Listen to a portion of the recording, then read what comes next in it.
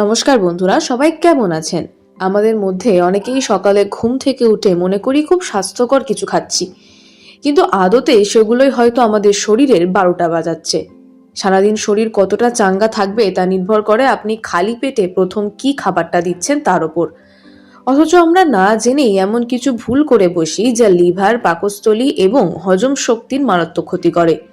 অনেকেরই অভ্যেস আছে বিছানা ছাড়ার আগেই চা বা কফিতে চুমুক দেওয়া, ভাবেন এতে ক্লান্তি কাটবে, কিন্তু খালি পেটে ক্যাফিন পাকস্থলীর দেওয়ালকে উত্তেজিত করে দেয়। এর ফলে গ্যাস, বুক জ্বালা এবং গা গোলানোর মতো সমস্যা দেখা দেয়। শুধু চা কফি নয়, স্বাস্থ্য সচেতন অনেকেই সকালে খালি পেটে লেবু জল খান। যাদের অম্বলের ধাত আছে তাদের জন্য এই টক জাতীয় পানীয় হিতে বিপরীত হতে পারে। আরেকটি বড় ভুল হলো দুধ আর কলার স্মুদি।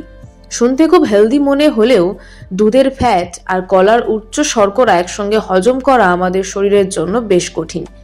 এটি মেটাবলিজম বা হজম ক্ষমতাকে ধীর করে দেয়, যার ফলে সারাদিন শরীরে একটা অস্বস্তি আর ভারী ভাব লেগে থাকে।